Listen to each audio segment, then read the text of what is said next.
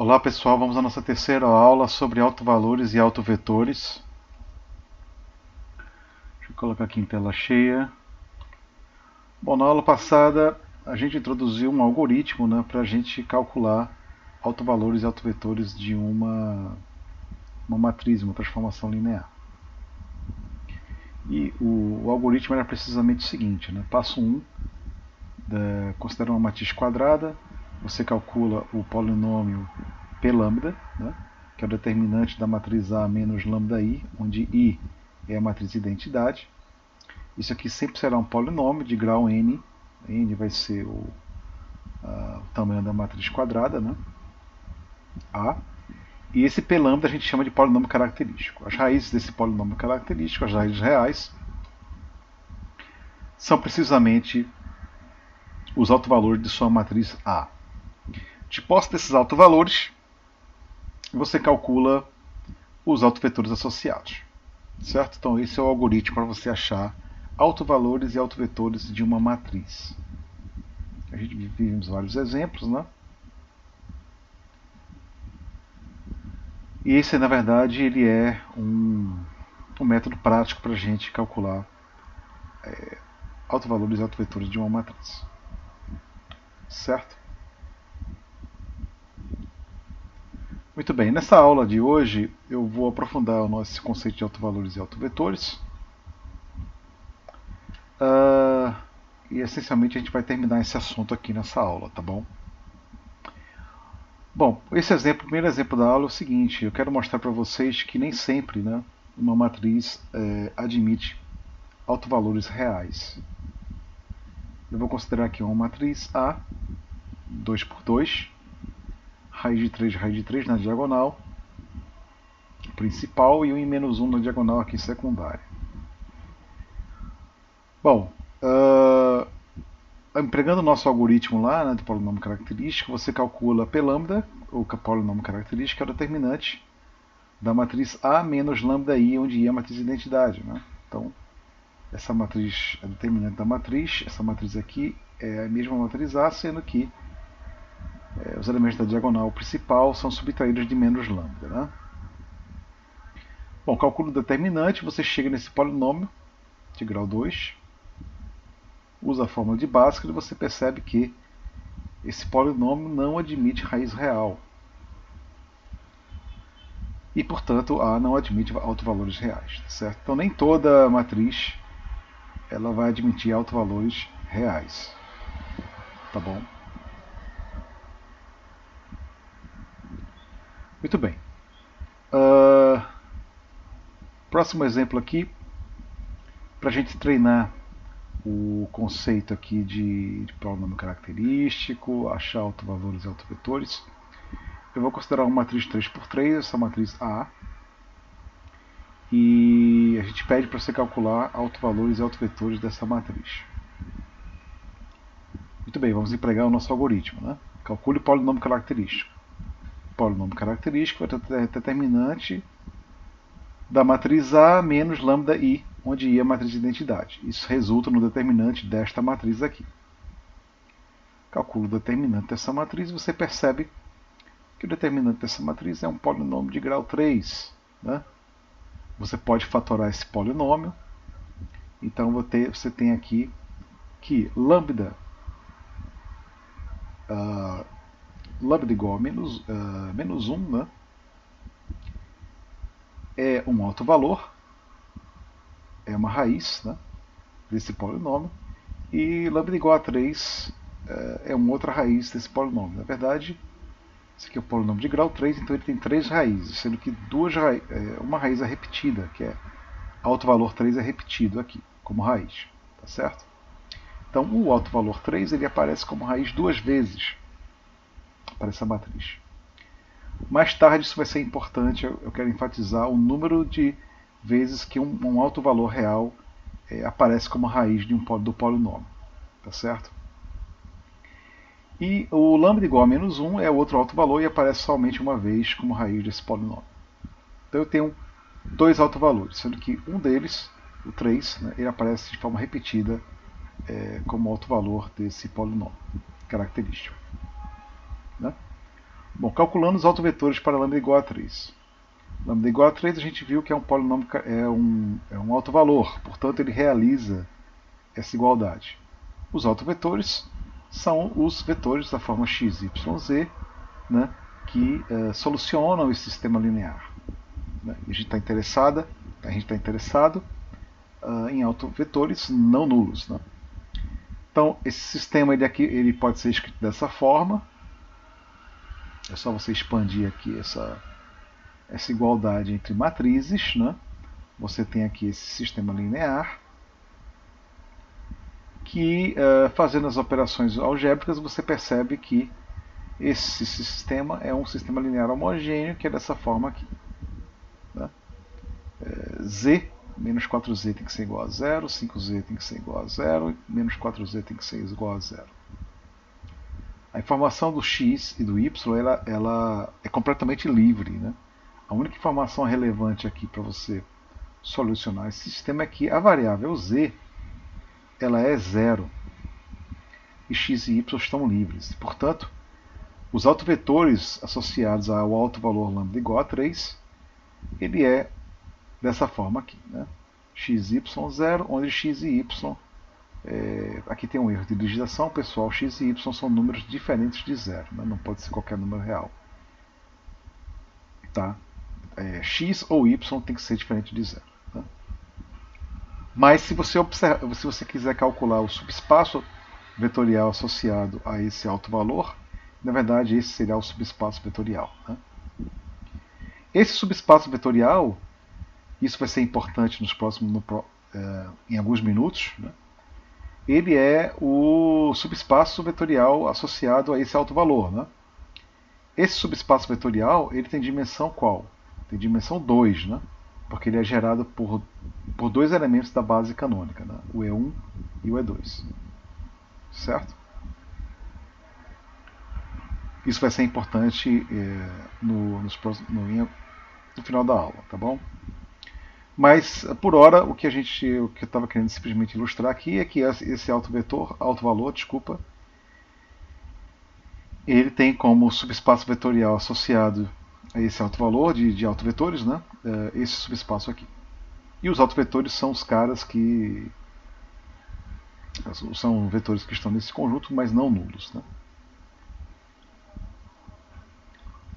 Calculando os autovetores para lambda igual a menos 1. O lambda menos 1 é um autovalor, então isso aqui está valendo, né? E os autovetores são os vetores x, y, z que solucionam esse sistema linear. Né? Se você abrir essas matrizes aqui, você vai chegar nesse sistema e fazendo as contas, você percebe que menos e igual a menos z. Isso aqui é redundante, né? Isso aqui dá 0 igual a 0. Da segunda linha eu tenho que 5z vai ser igual a menos 4y e z é igual a x. Certo? Portanto, os autovetores associados a esse autovalor é da seguinte forma. Né? X é uma variável livre, a segunda coordenada, ela vai ser igual a menos 5 quartos da primeira, né?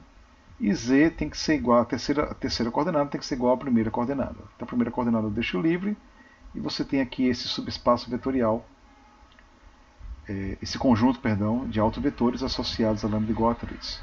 Né?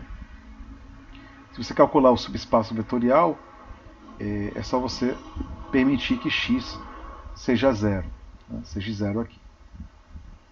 Se você calcular o subespaço vetorial associado a este autovalor. Né? Ok, pessoal. Muito bem. A gente viu anteriormente, né, o conceito de polinômio característico associado a uma matriz. Tá? Agora a gente pode estender esse conceito para transformações lineares. E como é que a gente pode estender esse conceito? Utilizando-se o que a gente já conhece sobre a associação entre transformações lineares e matrizes. Então como é que a gente vai fazer? Dada uma transformação linear qualquer, considere beta uma base do seu espaço vetorial V grande. Né? Então, um alto valor, lambda, para essa transformação linear, por definição, ela resolve essa equação, que essa equação ela é equivalente a esta equação aqui de baixo. Né? Vimos isso no módulo, na segunda parte do curso. Né? E essa segunda linha eu posso escrever utilizando-se a matriz de identidade, I. Então essa segunda linha é equivalente a essa operação aqui. A matriz da transformação linear T na base beta, menos lambda I, vezes as coordenadas de V na base beta. Isso aqui tem que ser igual ao vetor nulo, né? No vetor nulo no Rn, onde n é a dimensão do seu espaço vetorial, V grande. Né? Bom, isso aqui, esse é um sistema linear homogêneo, né? Que ele admitirá infinitas soluções se somente se o determinante dessa matriz é zero. Certo? Que é o que a gente está querendo. Né? E o determinante dessa matriz é zero se somente se, né, o polinômio característico associado a esta matriz, né, admitirá raízes reais. Né? Certo? Então, os autovalores associados a essa transformação linear são exatamente as raízes desse polinômio característico aqui. Então, este P é o polinômio característico da matriz da transformação linear T escrito na base beta. Bom, analogamente ao que a gente fez no caso de matrizes, P ele vai ser chamado de polinômio característico da transformação linear. E suas raízes, caso houverem, aqui tem um erro de digitação, serão autovalores de T. Certo? Bom, fato, o polinômio característico independe da base escolhida para você representar a transformação T. O aluno atento vai perceber que a gente fixou uma base beta e uma pergunta natural é se esse polinômio característico aqui ele depende da base beta que você escolhe. Pode-se mostrar que o polinômio característico não depende da base beta que você escolhe. Tá? Isso é um fato. Demonstração, pode olhar o livro do Andrade ou o livro do Boldrin, por exemplo. Bom, dentro nessa direção aqui, vou pegar um exemplo, né, de transformação linear entre espaços de polinômios, para a gente ilustrar aqui o conceito de polinômio característico de uma transformação linear. Certo? Onde o espaço vetorial adjacente aqui não é um espaço Rn. Só para a gente ilustrar o conceito aqui. Né? Considere T uma transformação linear no espaço dos polinômios de grau menor ou igual a 1, de grau no máximo 1 até P1 de R. Né? Ele transforma esse vetor 1 mais x em 5 mais 2x e transforma o vetor 4 mais x neste outro polinômio menos 2 vezes 4 mais x. Certo? Eu peço para vocês calcularem os autovalores e autovetores dessa transformação. Vamos utilizar o conceito de polinômio característico. Mas repare que aqui, isso aqui é uma transformação linear, você tem que calcular o polinômio característico da matriz da transformação linear. Certo? Isso é um pouco mais complicado do que nos exemplos anteriores, porque você tem que encaixar primeiro a matriz da transformação linear, fixar uma base. Né? Então, vamos lá. Vou pegar V1, vou definir V1 como sendo 1 mais x e V2 como sendo 4 mais x. Tá certo? Isso aqui tem um erro de digitação. Aqui é são LI. Então, V1 e V2, perceba que são vetores linearmente independentes nesse espaço vetorial. Certo? Isso é fácil de verificar. Eu vou deixar como exercício. E, portanto, beta, que é esse conjunto de dois vetores, 1 mais x e 4 mais x, forma uma base para esse espaço vetorial. Você tem um subconjunto formado por dois vetores, e esses dois vetores são linearmente independentes. Como a dimensão desse espaço vetorial é 2, então beta é uma base para este espaço vetorial. Certo? Então a minha transformação linear, ela transforma V1 nesse outro polinômio, nessa reta aqui, né, 5 mais 2x, e transforma V2 nessa outra reta aqui. Então a minha transformação linear, ela pode ser escrita da seguinte forma, né? T avaliado num vetor V pequeno, as coordenadas de TV na base beta vai ser a matriz da transformação, que a gente vai calcular em minutos, vezes as coordenadas de V na base beta, onde a base beta é este conjunto aqui que eu acabei de definir. Bom, a matriz da transformação a gente sabe, né, que ela é uma matriz cujas colunas são as coordenadas de t de V1 na base beta e a segunda coluna é as coordenadas de t de V2 na base beta. T de V1 na base beta, as coordenadas, né, t de V1 na base beta, eu vou chamar genericamente dessa matriz coluna, A e B. TV2 na base beta eu vou chamar de CD, e essas duas matrizes colunas já realizam, por definição, essas duas igualdades aqui. Né? Isso aqui é o vetor T de V1, A e B são as coordenadas de T de V1 na base beta, então, por definição, 5 mais 2x vai ser igual a essa combinação linear aqui. T de V2, que é esse vetor aqui, ele vai ser essa combinação linear aqui. Tá? Eu estou simplesmente utilizando o fato de que A e B e C e D são as coordenadas de T de V1 e T de V2, respectivamente, aqui. Tá? Muito bem, isso aqui é um sistema linear, isso aqui é um outro sistema linear. Né? Você resolve esses dois sistemas e você chega na conclusão que A é igual a 1, B é igual a 1, C é igual a 0 e D é igual a menos 2. E aí você calculou a matriz de transformação linear T, escrita na base beta.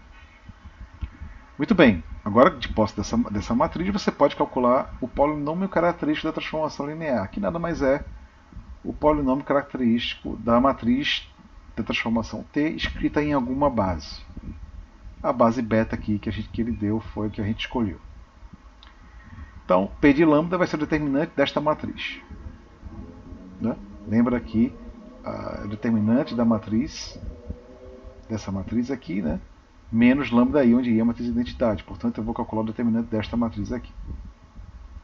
Bom, 0 e 1 faz com que o determinante dessa matriz seja 1 menos lambda vezes menos 2 menos lambda.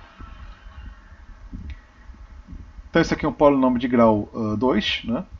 Que tem duas raízes. Né? Essa raiz são raízes distintas. Né? Não existe, tem raiz repetida aqui. Lambda igual a 1 é um alto valor. E lambda igual a menos 2 é o outro alto valor. Então eu tenho dois autovalores, 1 e menos 2. Para achar os autovetores associados, a gente usa a definição de alto valor. Né? Para o alto valor lambda igual a 1, ele realiza essa primeira igualdade aqui. Né? Matriz da transformação escrita na base beta vezes as coordenadas de V na base beta tem que ser igual a 1, que é o alto valor, vezes as coordenadas de V na base beta. Certo?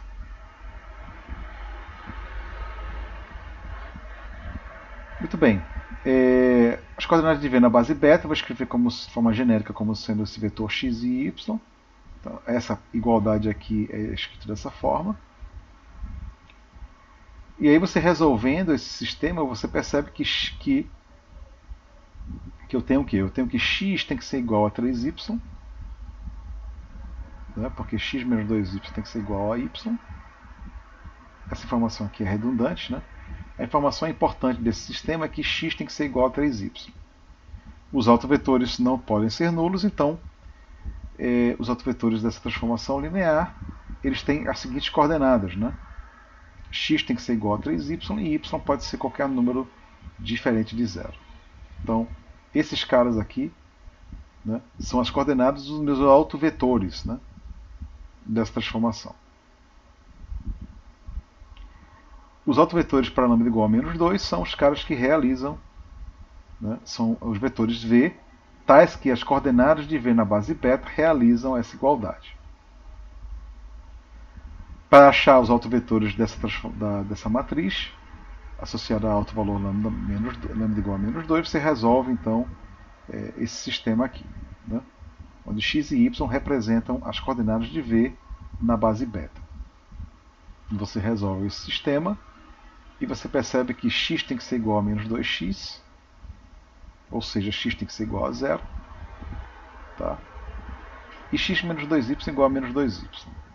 Ora, se x é igual a 0, né,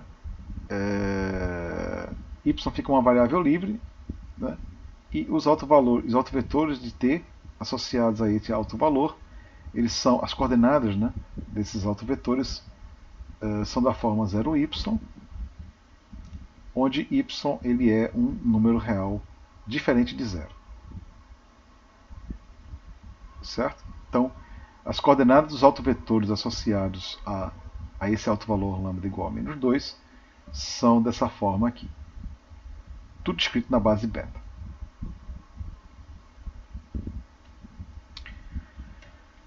Ok, pessoal. E aí a gente termina esse exemplo, né? Bom, para terminar a aula, eu gostaria de introduzir o conceito de multiplicidade algébrica e geométrica de um alto valor. O que é isso? Minha definição é a seguinte: considere T uma transformação linear admitindo um alto valor lambda. Eu vou dizer que lambda tem multiplicidade algébrica n, um número natural n, se lambda aparece como raiz do polinômio característico n vezes.